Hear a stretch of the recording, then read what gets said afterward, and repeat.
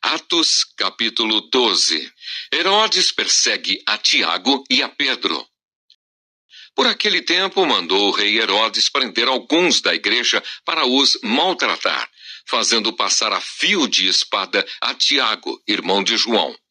Vendo ser isto agradável aos judeus, prosseguiu, prendendo também a Pedro. E eram os dias dos pães asmos. Tendo-o feito prender, lançou-o no cárcere, entregando-o a 4 escoltas de 4 soldados cada uma para o guardarem, tencionando apresentá-lo ao povo depois da Páscoa. Pedro, pois, estava guardado no cárcere, mas havia oração incessante a Deus por parte da igreja a favor dele. Quando Herodes estava para apresentá-lo, naquela mesma noite, Pedro dormia entre 2 soldados, acorrentado com 2 cadeias, e sentinelas à porta guardavam o cárcere. Eis, porém, que sobreveio um anjo do Senhor, e uma luz iluminou a prisão. E tocando ele o lado de Pedro, o despertou, dizendo: levanta-te depressa. Então as cadeias caíram-lhe das mãos. Disse-lhe o anjo: cinge-te e calça as sandálias. E ele assim o fez. Disse-lhe mais: põe a capa e segue-me. Pedro é livre da prisão. Então, saindo, o seguia, não sabendo que era real o que se fazia por meio do anjo. Parecia-lhe antes uma visão. Depois de terem passado a primeira e a segunda sentinela, chegaram ao portão de ferro que dava para a cidade, o qual se lhes abriu automaticamente, e saindo, enveredaram por uma rua, e logo adiante o anjo se apartou dele. Então Pedro, caindo em si, disse: agora sei verdadeiramente que o Senhor enviou o seu anjo e me livrou da mão de Herodes e de toda a expectativa do povo judaico.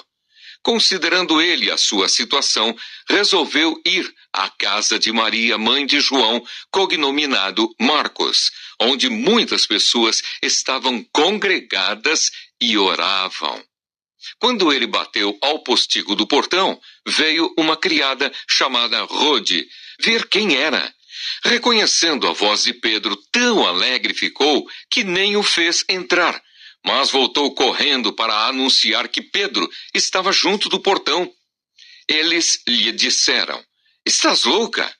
Ela, porém, persistia em afirmar que assim era. Então disseram: é o seu anjo. Entretanto, Pedro continuava batendo. Então eles abriram, viram-no e ficaram atônitos.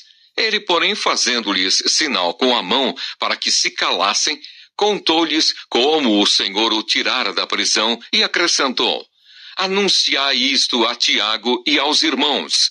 E saindo, retirou-se para outro lugar. Sendo já dia, houve não pouco alvoroço entre os soldados sobre o que teria acontecido a Pedro. Herodes, tendo-o procurado e não o achando, submetendo as sentinelas a inquérito, ordenou que fossem justiçadas. E descendo da Judéia para Cesareia, Herodes passou ali algum tempo. A morte de Herodes. Ora, havia séria divergência entre Herodes e os habitantes de Tiro e de Sidom. Porém, estes, de comum acordo, se apresentaram a ele e, depois de alcançar o favor de Blasto, camarista do rei, pediram reconciliação, porque a sua terra se abastecia do país do rei.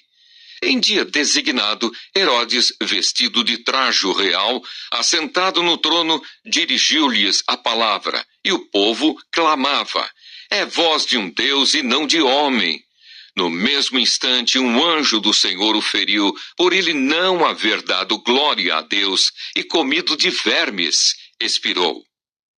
Entretanto, a palavra do Senhor crescia e se multiplicava.